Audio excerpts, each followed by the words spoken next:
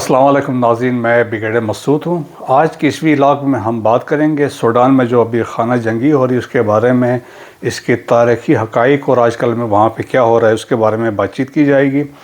اور سوڈان کی لوکیشن دیکھا جائے تو یہ افریقہ کا ایک ملک ہے اور افریقہ کے ایسٹ میں یہ بیسیکلی ملک کی لوکیشن ہے۔ اس کے شمال میں ایجپٹ ہے، لیبیا ہے، اس کے ایسٹ میں ریڈ سی ہے، ایتھوپیا ہے، ایریٹریا ہے، اس کے ساؤتھ میں ساؤتھ سوڈان ہے، ویسٹ میں دیکھا جائے تو وہاں پہ چاڈ ہے اور سینٹرل افریقن ریپبلک ہے۔ اس ملک کے ایک اور اہمیت بھی ہے کہ جو دریائے نیل ہے، نائل ریور ہے، یہاں سے گزرتا ہے، تو یہاں پہ جو فرٹیلیٹی جس آپ کہیں اور لینڈس آر ویری فرٹائل یہاں پہ جو ہیں، اس وجہ سے بھی اس کی امپورٹنس ہے۔ اور اس کا جو ایریا بنتا ہے it is around 2 million square kilometre ہے اور پاپولیشن اس کی جو ہے 5 کروڑ کے قریب ہے۔ یہ افریقہ کا تیسرا بڑا ملک ہے اور اسی طرح عرب ممالک میں بھی تیسرا بڑا ملک ہے۔ جب کچھ حقائق ہیں، یہ جو ملک ہے 1956 میں آزاد ہوا ہے، تو یہ اس ملک کے بارے میں جب ہمیشہ بات کی جاتی ہے تو یہ ملک ہمیشہ ملٹری کوز کی وجہ سے جو وہاں پہ فوجی ٹیک اوورز ہوئی ہیں، پولیٹیکل انسٹیبلٹی جو سیاسی عدم استحکام اور سول وار کی وجہ سے جانا جاتا ہے۔ اس کی جو فرسٹ جو ملٹری کو ہوا 56 میں آزاد ہوا، تو 1958 میں پہلا ملٹری کو ہوا اور اسی کے ساتھ ساتھ ساؤتھ سوڈان میں انسرجنسی سٹارٹ ہوئی، کیونکہ وہاں پہ پاپولیشن کرسچنز اور ایتھنک افریکنز تھے، وہ عربوں سے الگ ہونا چاہتے تھے، وہ سٹارٹ ہوئی۔ اور اسی طریقے سے انسٹیبلٹی رہی۔ 1989 میں ایک کرنل عمر البشیر تھے، انہوں نے کو کیا اور he took over the control of Sudan. یہ بعد میں عمر البشیر پریزیڈنٹ بھی بنا اور اس نے اپنا آپ کو پروموٹ کیا، ہی بیکیم فیلڈ مارشل۔ 2000 کے قریب دارفور میں انسرجنسی سٹارٹ ہوئی۔ دارفور جو ہے سوڈان کے ویسٹ میں شامل ہے اور دارفور بیسیکلی یہ ہے وہاں پہ ایتھنک افریکنس وہاں پہ رہتے ہیں اور ان کی رائیولری ہے with the Arabs. So majority population جو وہاں پہ دے آر ایتھنک افریکن، ان کو فر کہا جاتا ہے۔ دے آر دی 80%، 1.25 کروڑ کی آبادی ہے، 20% وہاں پہ عرب ہیں۔ جو وہاں پہ بیسیکلی جب وہاں پہ انسرجنسی سٹارٹ ہوئی تو عمر البشیر نے وہاں پہ ایک فورس ملیشیا ریس کی، اس کا نام رکھا گیا جنجوید۔ اس کو ٹرانسلیٹ کرتے ہیں تو اس کا مطلب ہے کہ devils on the horseback. اور اس جنجوید جو ملیشیا تھی وہاں پہ انہوں نے امپلیمنٹیشن جو آرڈرز کی تھی وہ کرنے کی کوشش کی، اور کہا جاتا ہے کہ اباؤٹ تقریباً 2.5 ملین لوگ جو تھے اس میں ڈسپلیس ہوئے، 3 لاکھ کے قریب لوگ اس میں مارے گئے تھے۔ تو انٹرنیشنل کمیونٹی نے بھی ہیومن رائٹس وائلیشن کی یہاں پہ جو الزام لگایا وہ پریزیڈنٹ عمر البشیر پہ اور اس آرگنائزیشن جنجوید پہ بھی لگایا۔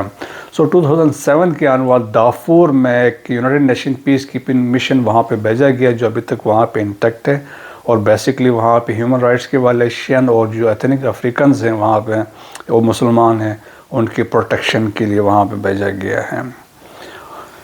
اور ساؤتھ سوڈان جس طرح میں نے بتایا تھا، آزادی کے فوراً بعد ساؤتھ سوڈان میں بھی انسرجنسی سٹارٹ ہوئی تھی، تو 2011 میں ایک ایگریمنٹ ہوا اور وہاں پہ ایک ریفرینڈم کرایا گیا، اور اس ریفرینڈم میں میجارٹی پاپولیشن جو ساؤتھ سوڈان کی تھی 2011 دے ووٹڈ فار انڈیپینڈنس۔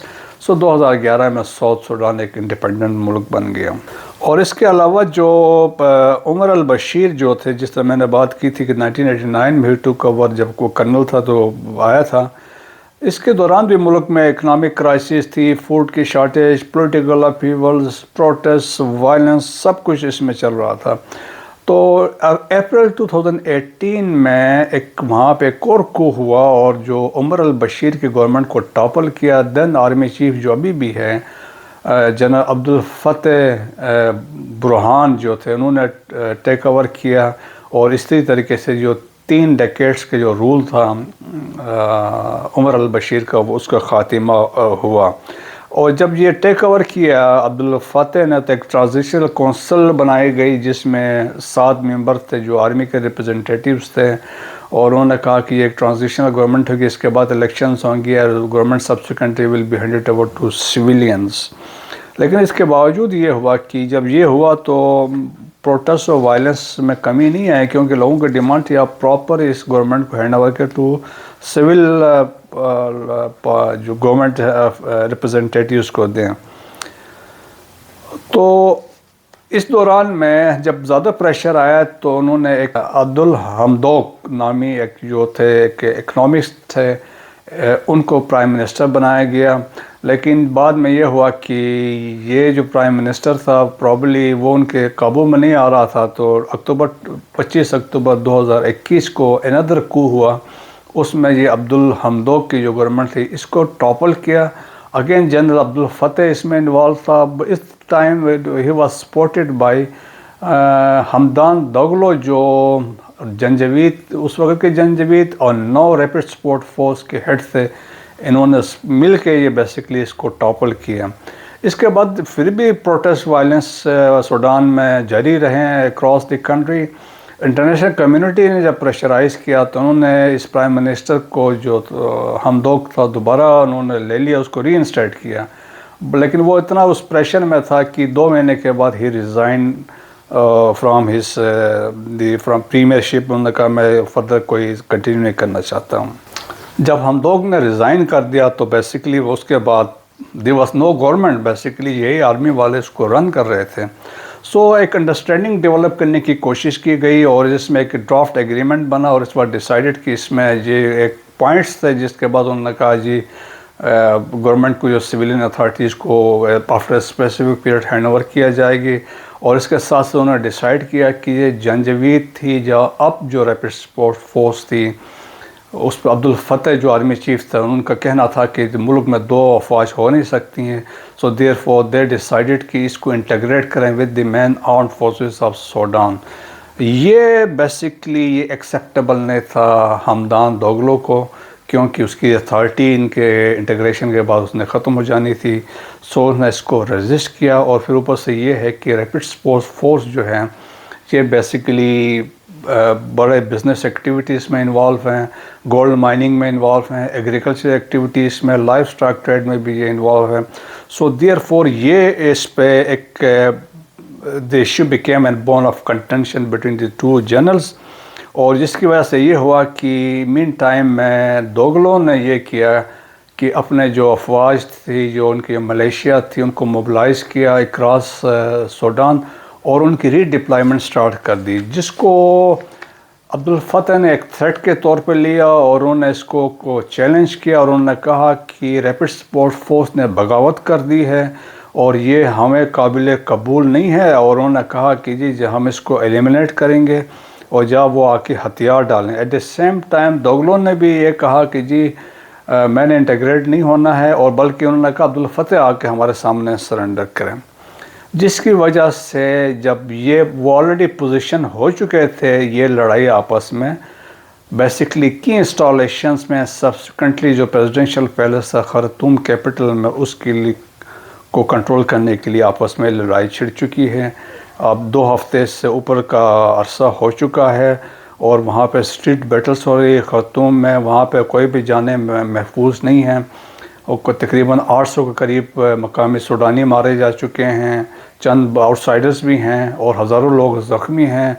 باہر کے ممالک جو ہیں وہاں سے اپنے اسٹاف کو، اپنے جو سٹیزنز کو وہاں پہ ایویکویٹ کریں، جس طرح پاکستان نے بھی اپنے وہاں سے جو سٹیزنز تھے وہاں سے نکال از دا پروسیس آف ایویکویٹنگ دیم۔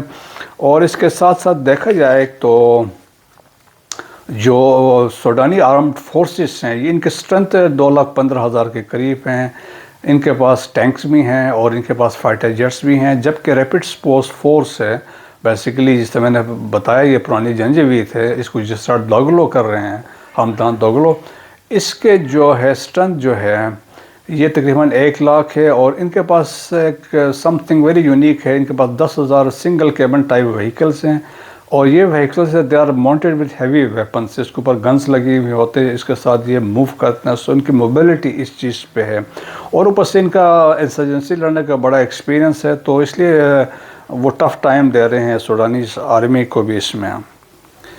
ابھی سچویشن یہ ہے کہ ایک تو دوگلو انٹیگریشن جس سے میں نے بات کی ہے، جس کے اپنے ایک تو ان کے اپنی ویلیو ختم ہو جائے گی، دوسرے ان کی بزنس ایکٹیویٹیز ختم ہو جائے گی، تو اس میں وہ انٹرسٹڈ نہیں ہیں. سو ایک آپس میں ایک they are battling to control Khartoum. International community نے اپنا کنسرن شو کیا ہے، یونائٹڈ اسٹیٹس نے بھی کنسرن شو کیا ہے، نیبرز کا بھی کنسرن ہے، سعودیز کا کنسرن ہے. تو اس لیے ابھی آپ دیکھیں کہ یونائٹڈ عرب ایمریٹس ہے، ایجپٹ ہے اور سعودی سے بیسکلی وہ سپورٹ کر رہے ہیں دی ملٹری رجیم کو، کیونکہ یہ ملٹری رجیم جو ہے ریڈیکل جو ملیٹنٹس ہیں ان کے خلاف بھی آپریٹ کر رہے ہیں. سو وہ ان کی کوشش ہے کہ ان کے آپس میں کوئی پیچ اپ ہو جائے. اب سعودی نے کوشش میں ہے ان دونوں کو سعودی عرب بلا کے کوئی اس میں پیچ اپ کرائیں. سملرلی چائنیز ہیں، امریکنز ہیں اینڈ دی رشینز ہیں، ان کا انٹرسٹ ہے بیکاز منرل رچ کنٹری ہے، گولڈ یہاں پہ ہے. سو وہ بھی ان کو یہاں پہ کنٹرول اپنا ہے، آئل ہے یہاں پہ موسٹ امپورٹنٹلی.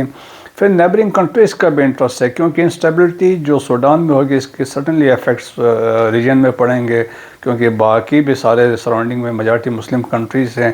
سو اس کے بھی انسٹیبلٹی ہو سکتی ہے.